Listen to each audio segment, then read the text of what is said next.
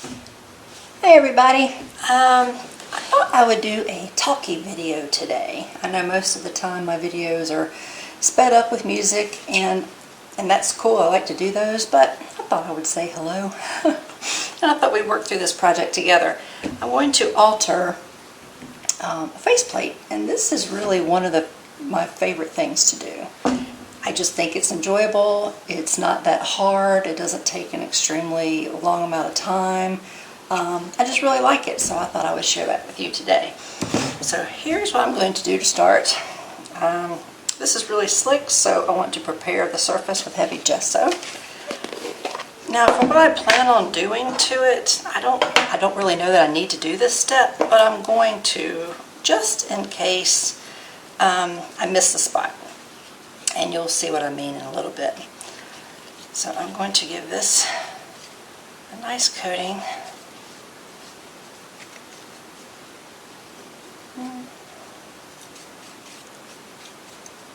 It's actually right after lunch. Normally I'm at work, but my dog had surgery, and so I have been off work just a little over a week while she recovers. She's in the other room in her crate napping. So that's why I get to be home today, and I get to work in my studio. Something that I really love to do. Okay, oops. Oh, okay.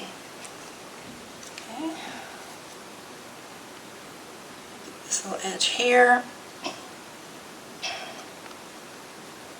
Okay.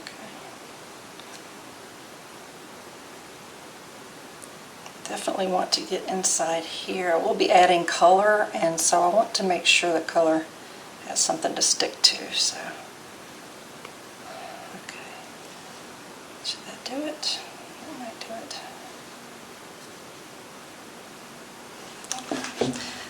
it. Excuse me. Alright.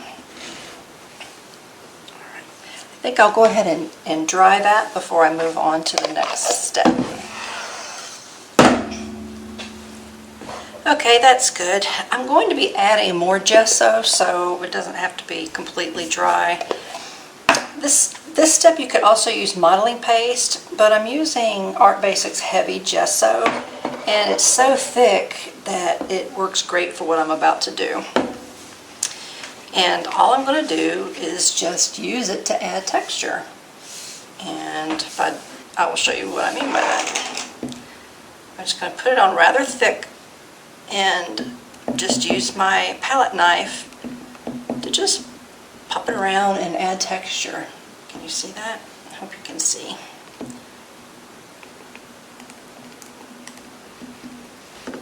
So I'm going to cover I'm going to cover the whole faceplate.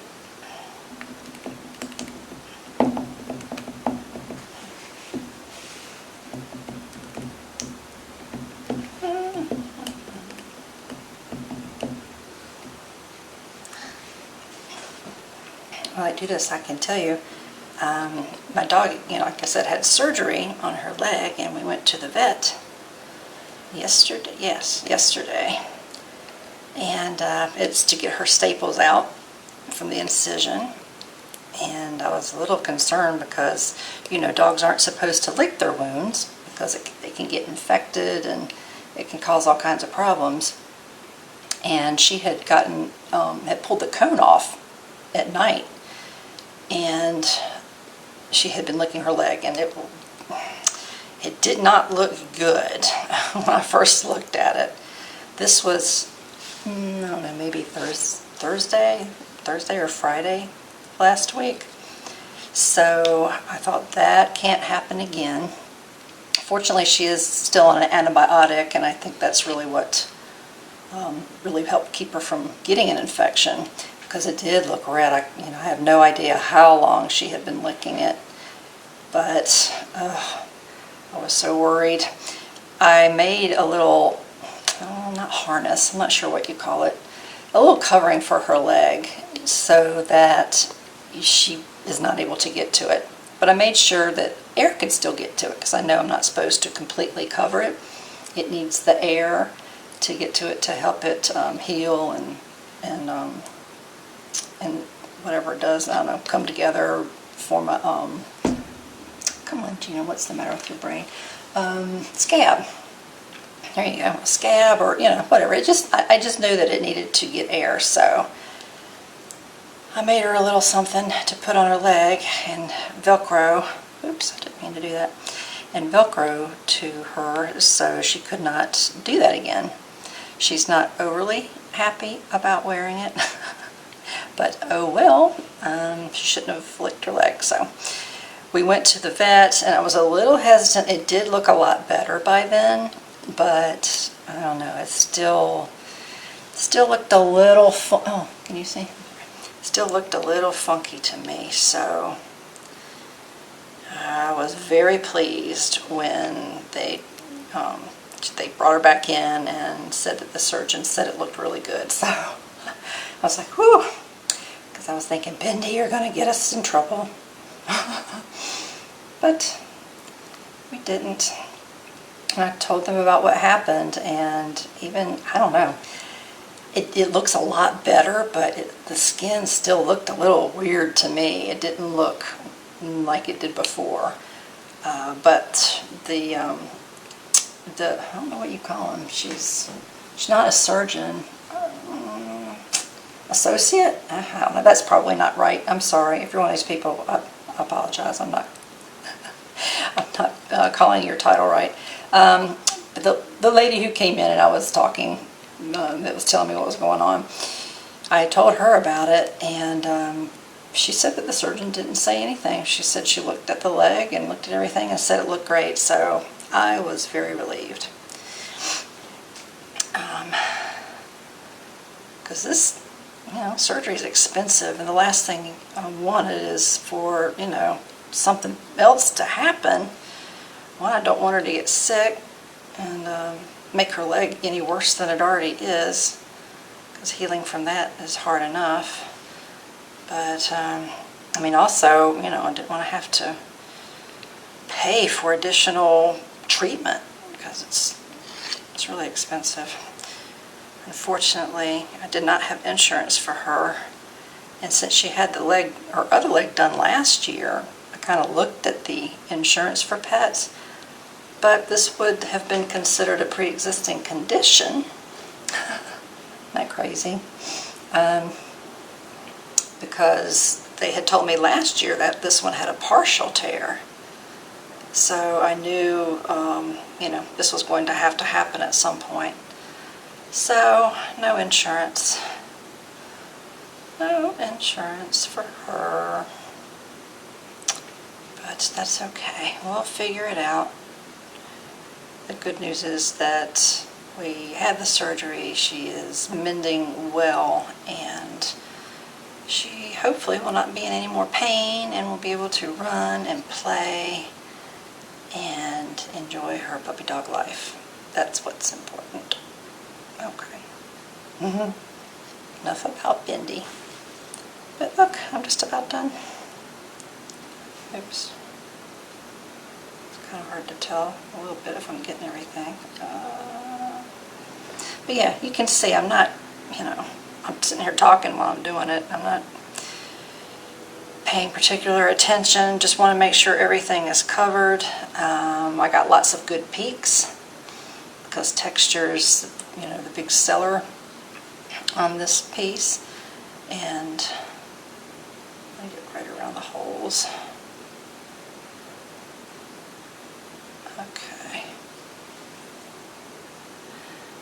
The more texture there is, the more interesting it will be in the end, so. Okay. So what I want to do, I already put my big brush in water. I want to go ahead and do the inside too. I forgot to do that with my big brush. Oops.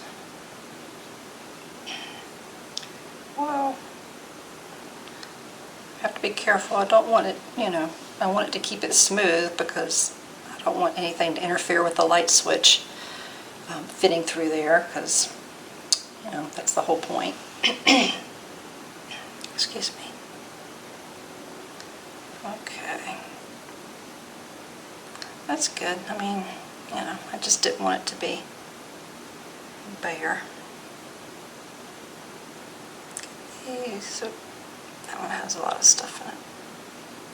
This is where the screws go, so I want to make sure that stays that stays clear. Okay.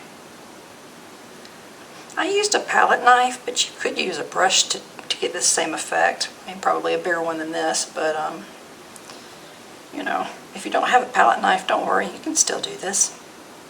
You can get the same effect. Probably a variety of different ways that you can achieve the same effect. So just be creative and try a few different things that you think might work. Okay. All right. Yikes. Let me rinse that one.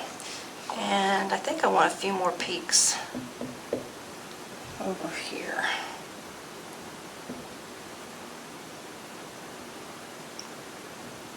There we go. Just a few more peaks.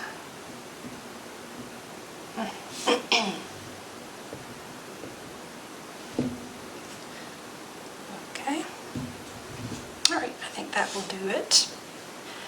Now I'm going to dry it with the heat gun. So I've put it on really thick, so it's going to take a while to dry. And I will not make you watch all of that. Something else you could do is just let it dry on its own. Maybe, you know, put it in the sun for a little bit, or just do it in the evening and wait overnight. And that, I don't know, drying on its own may be the best idea, but too impatient for that, so I'm going to use my heat gun. I'll start and then I'll be back. Okay, as I was drying, oops, sorry about that, bumped the camera. As I was drying it, I don't know if I got too close, because if you've never done this before, you can take your heat gun, I'll show you, I won't turn it on, but if you put it really close, it really helps the gesso to bubble and expand. So I don't know if I got too close, but it bubbled, which is fine. I don't mind the texture, but it seemed to get rid of some of the peaks, and that's not what I wanted. So I'm just going to go over it really with a really thin layer, just, you know, to try to get more peaks, to get my peaks back, because that's really what I wanted. And I'll show you, you know, you'll find out why when we get doing the color. I've done 2 other ones like this that I did not record, and I'll show you those at the end too, and they came out fantastic. So I thought I've got to make a video for that because it was super cool. Anyway, so here we are, that's why I'm doing this video. But yeah, I lost some of my peaks, and honestly, it is so thick on there. I may actually have to let it dry on its own for just a little bit and come back, because I've been using the heat gun for a little while now. And yeah, it's dry on top, but I can tell it's not dry all the way. And I don't want to push it, you know, I don't want, as I'm holding it, I don't want to, again, lose my peaks because I'm pressing down on it and it's not all the way dry. Okay. Okay, a few more around there. Yeah, see, even the part that's dry, I can kind of move around. That means what's underneath is still wet. Oh, I hate waiting. I hate waiting. But I might have to. Sometimes you can get by with a process that speeds things up, and then sometimes it just doesn't work, or it doesn't work well. Your project or your artwork piece will not be served by trying to rush through process steps. And I think that's kind of where I am with this one. So as much as I would like to dry it quickly so that we can continue, I think I'm just going to have to wait. So what I will do, oh yeah, look, ooh, okay. Excuse me. Okay, I want to get a little bit more around here.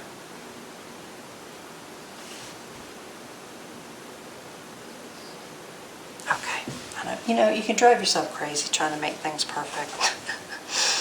I don't know if you do that, but I do, and it's, you know what, it's going to be awesome anyway, so. Okay, I'm done. Now I'm done, okay. So, I will dry this a little bit with the heat gun, but then I'll probably let it sit for a while too. And in the meantime, I'll go edit a different video that I haven't edited yet. So, let's let this dry and I'll be back. Okay, I'm back and I've just finished editing the next video. It's one of my early AM art series, and actually it's when I first tried this process, which is kind of funny. But anyway, so it's been, gosh, a good hour, and it's mostly dry. It's a little bit mushy in a couple of places, but overall it's not bad. So I'm tired of waiting, and so I'm going to go ahead and continue. All right, now I had used Lindy sprays on the other ones, and they were Starburst sprays, which gives it a nice shimmer, but I wanted to do a different color. So, a different color than ones I've already done. And I don't know, I just couldn't find a good combination that I liked. So I just grabbed the some of the other ones that I've got. This is acrylic spray. These from Lindy's is the ink spray, but this is actually acrylic paint spray. So it's going to be a little different. So we'll see how they do. Hopefully it'll turn out just as well as the other ones did. But I'll give it a good shake. Sorry for the noise. So now what I'm going to do is I'm going to open it up. I'm not going to spray it in its spray form. I'm going to open it up and just use the tube, like so, to apply the pigment. And you're thinking, gosh, Gina, it's going to take you forever to cover it like that. And you're right, if I just continued like this, it would. But this is why we have our little spray bottle of water. Because the water is what makes the magic.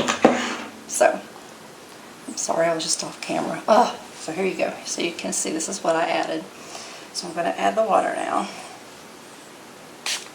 Ooh, look at that. Ah, that's so cool. I absolutely love that effect. Look at that.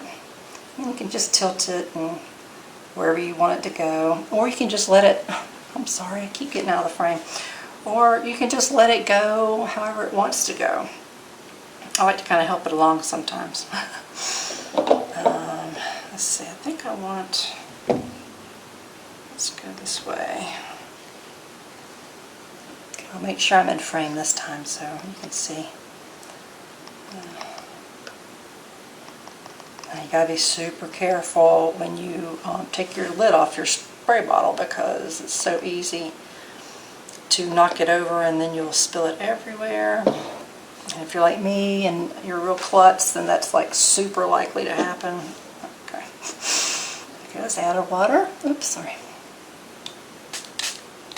Whee! God, I just love that. Oh, that's just so super cool. Tilt it around a little bit. There we go. Okay. And that is going to be our first layer. So what I mean by that is I'm going to dry it, and then I'm going to add another color. Okay, I'm back. That wasn't very long actually. I dried it, but it's still pretty damp. It's half dry, half not. So, and the in the big crevices you can see where it's still kind of pooling and it's still wet right there. But that's okay because the next I'm going to add yellow, and I think it's cool to let the yellow and blue mix and then have green pop up in certain places. So is my theory behind letting some of it stay wet. Okay, so let's go on this corner and the frame. Okay. Sorry, I have you kind of pulled in so that you can see, but it makes the viewing area smaller, so I keep getting out of the frame, which means you can't see, so kind of defeating the purpose. Trying to be careful. Okay, let's start with that. We'll add the magic water.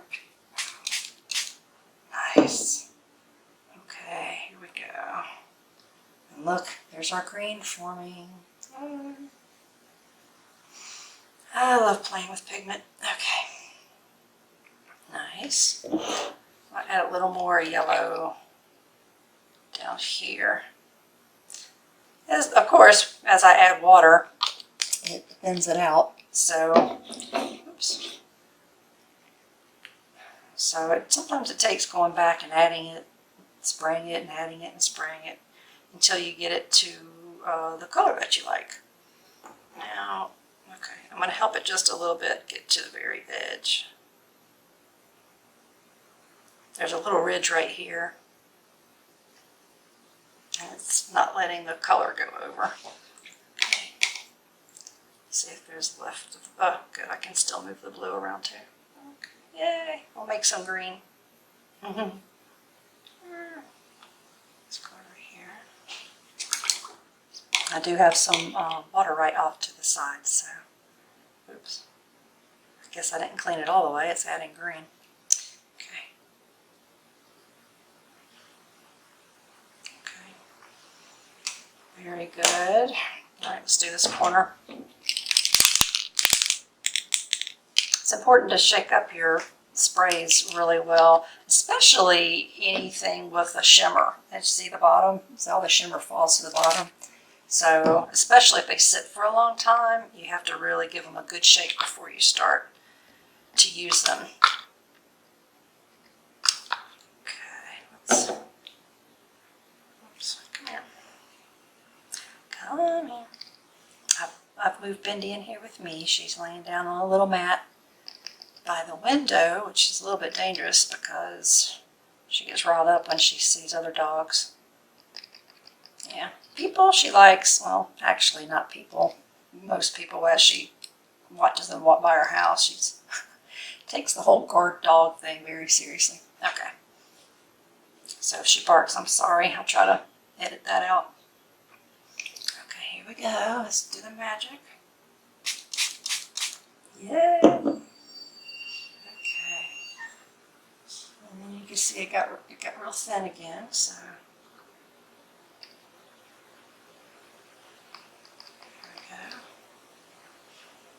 Add that. Slow. Oh gosh, be careful. Almost knocked it over. Okay. Now.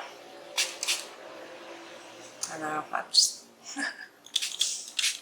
I know. Thinned it out, so I have to add more. I really wanted a good mix. I wanted the color really to mix well. Okay, what do I want to do? More yellow. More yellow. Put some over here too. A little bit right there. Oops, hold on. Okay. Over there. Now. It's already got a lot of water on it, so maybe I don't need to spray anymore. Although, see, I'm not getting a lot of movement right here. So we'll need to spray just a little. There. Okay.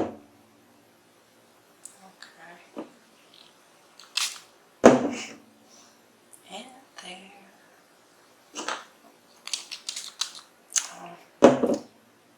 Use my finger. Look at my hands, they're such a mess. That's okay. Okay. Pretty cool. I like, let's see what it looks like from there. I need some more yellow down here.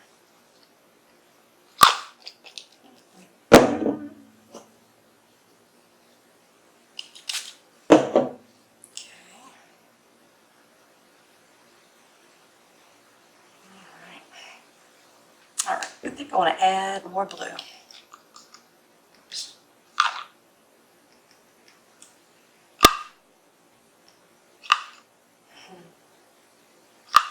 Get that.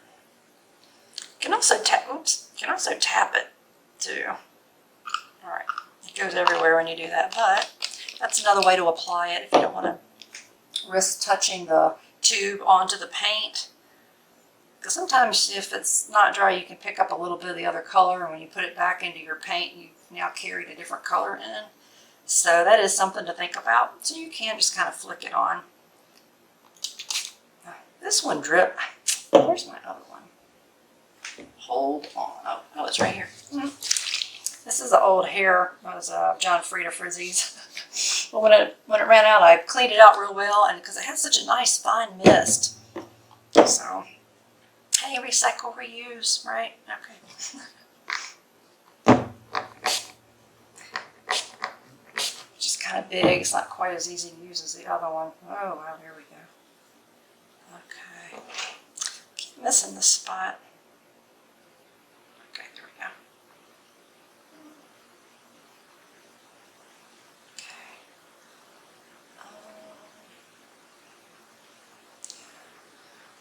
All right, that's pretty much, oops. My thumb is. Put some more back over here. Okay. Okay. That's pretty cool. I'm going to use my brush just to kind of pick up some color and add in the little space in the middle. And I prepared it with the gesso so that I can do this and the paint will stick. Give me some yellow.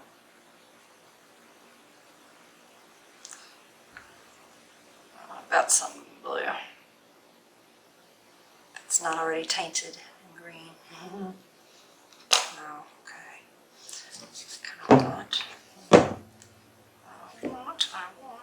I want a little more blue down here. I think I want this to stay blue too. I really love this corner up here. So let's spin this around and get a little spray that way. There we go.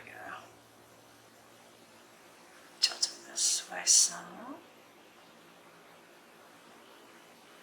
Sorry if I'm tilting it and you're not able to see, but this is the best way to get this to go places you want it to go.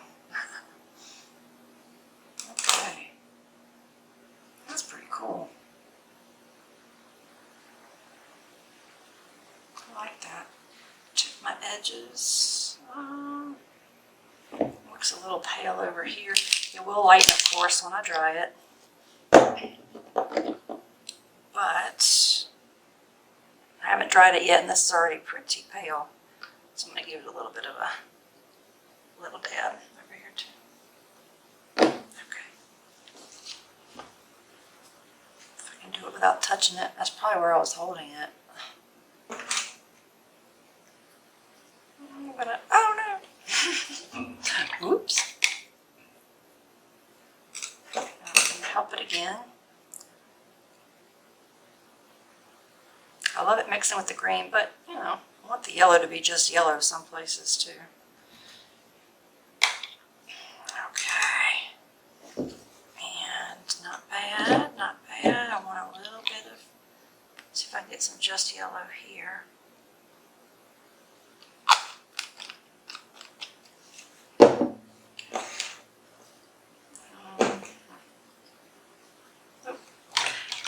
Still showing green. Let me try again. Okay, there we go. Some of that yellow.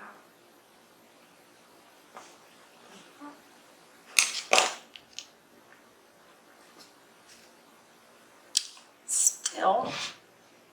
Oh, goodness. Still not getting the deepness of color I want on the edge up here. So come on, yellow. Come on, yellow. Okay, ooh, that's better. Very nice. Very nice.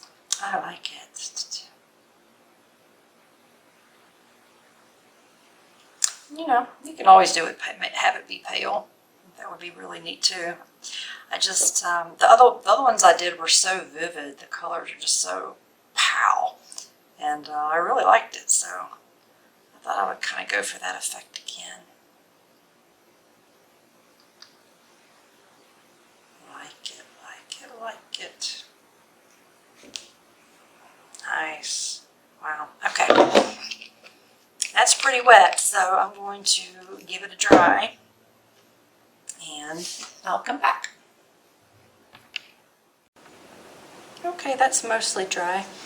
Now what I want to do, because I kind of did this earlier, but I want to do it again. Since this is a light switch and people are going to be going quickly and rubbing their finger on it, I want to make sure that there's no jagged spots because, as you know, I've got a lot of texture. And so I just kind of rub my fingers along it just to see if anything's kind of pokey. And there's something right here. Now, it's still kind of pliable because I just had the heat on it. So this is a good time to do this if you don't do it in the beginning. This is a little jagged spot right here. So I'm just going to push it down. There.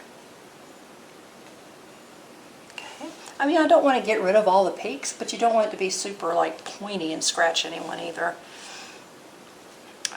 I have a booth, so a lot of things I make do go to my booth to sell, so this will probably be put out for sale, and I certainly would not want anyone to cut themselves. They're trying to turn on the light, so that's not good. Now, if you originally let your, oops, add some more color there. If you originally let it dry all the way overnight before you started adding color, and it's like super hard and dry now, it may, when you add the heat, you know, when you're drying your pigment, it probably will soften up again, and you can do this. Or you can take, I have a little sanding tool. Well, it's not really a tool, it's just a little sander. I got it at the dollar store. And you can just take one of those sides just to lightly sand the peaks, excuse me, lightly sand the peaks so that they aren't just like super sharp. So you've got a few options there. But otherwise, here we go. This is it. Let me move that. Put a fresh one down. Oops.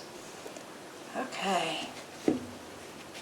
That's it. I really like how this one turned out. So I hope you liked it as well. I will show you the other ones that I've done. This was the first one. Isn't that cool? Oh, and I don't know if you can see the, it kind of shimmers? Because I used the Starburst spray. This was done with the Lindy's ink spray. So, isn't that gorgeous? Oh, I love how that came out. So I did that one first. I thought, oh, let me try again because that's so awesome. And then I did this one. Isn't that cool? This happens to be my husband's favorite.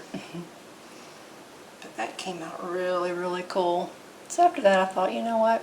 Let me record one of these. I'll probably record more. I have a whole series of face plates because it really is something I enjoy doing. There's so many different things you can do that just really look awesome, and it adds a lot to the decor of a room. So I will definitely be making more of these and adding them to my series. Okay, so that's it. This is the one we made today. Here, I'll move these. This is the one we made today. I hope you like it. I hope you enjoy it. This is certainly something that you can do. It's not hard. It really doesn't take long. I guess the longest part is letting the either the gesso or the modeling paste, whichever you use, letting it dry, and then of course drying your pigment in the different layers and stuff. So most of it is actually drying. The rest of it just doesn't take very much time at all. So I hope you enjoyed it and give it a try. And if you do, let me know.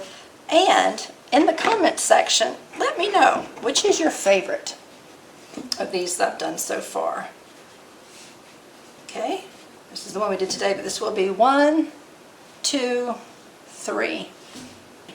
Let me know which one's your favorite in the comment section below. All right, you guys have a great day, and I'll see you next time.